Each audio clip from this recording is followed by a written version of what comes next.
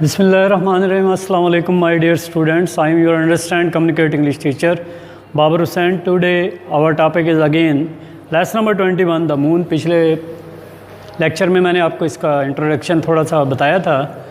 अब इसके अगले दो पैराग्राफ मैंने ट्रांसलेट करने हैं. पहले ये वर्ड्स मीनिंग देखें. सरफेस सतह, एब्सोल्युटली एब्सोल्युटली कतई तौर पर, जनरली आम तौर पर, हंग लटका हुआ, आउटलाइन खाका, ब्राइट रोशन, वेट गीला, ह्यूज बहुत बड़ा. अब आपने बुक्स पर देखना है और मैं इसके ट्रांसलेशन कर रहा हूँ, आपने गौर से समझना है इसको. Yet the dark part of the moon surface is not absolutely black. अब जबकि चाँद की सतह का स्याह हिस्सा कतई तौर पर स्याह नहीं है. Generally it is just light enough for us. आम तौर पर इसमें सिर्फ इतनी रोशनी है हमारे लिए to be able to see its outline, कि हम इसका खाका देखने के काबिल हो सकें. आउटलाइन खाका. So that we speak of seeing, तो हम देखते ही कहते हैं the old moon in the new moon's arm, पुराना चाँद नए चाँद की आगोश में है. The light by which we see the old moon does not come from the sun. वो रोशनी जिसमें हम पुराने चाँद को देखते हैं वो सूरज से नहीं आती, बट फ्राम द अर्थ, लेकिन ज़मीन से होती है.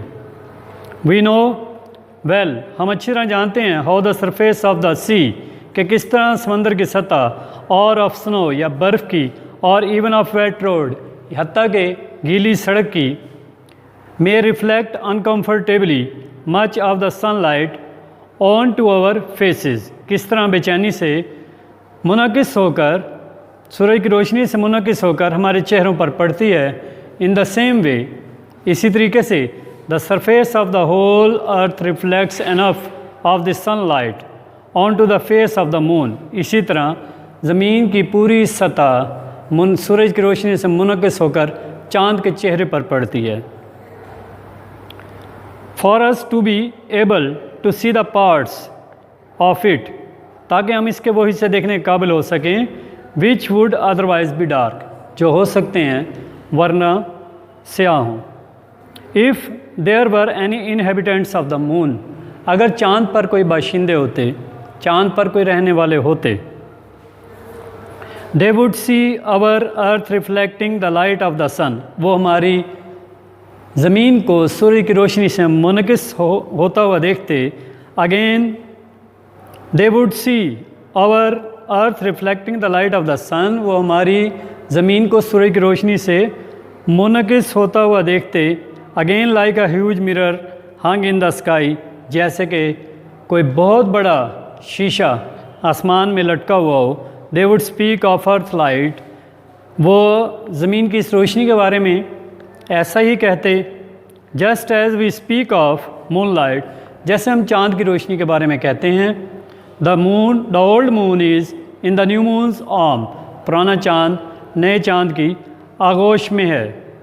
इज़ नथिंग, कुछ नहीं, but that part of the moon surface, लेकिन चाँद की वो सतह है, on which it is night, जहाँ पर रात होती है, lighted up by the earth light, और यह ज़मीन की रोशनी से रोशन हो जाता है.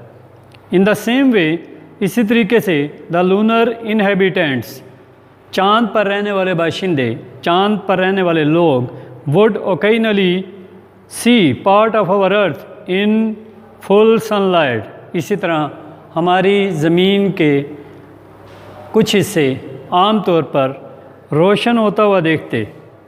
And the rest lighted only by moon light, और जो बाकी सिर्फ चाँद की रोशनी से रोशन होते. दे माइट कॉल दिस, शायद वो इसको कहते, the old earth in the new earth's arm, पुरानी ज़मीन नई ज़मीन की आगोश में है. ये दो पैराग्राफ मैंने ट्रांसलेट किए हैं और इनके वर्ड्स मीनिंग भी लिखे हैं. अगर आपको कोई बात इसमें मुश्किल हो, कोई प्रॉब्लम हो, आपने इसको अच्छी तरह स्टडी कर लेना है. और कहीं अगर आपको समझ ना आए तो आप मुझसे मेरे व्हाट्सएप पर रब्ता करें और हमारे चैनल को सब्सक्राइब करें. आपका बहुत शुक्रिया.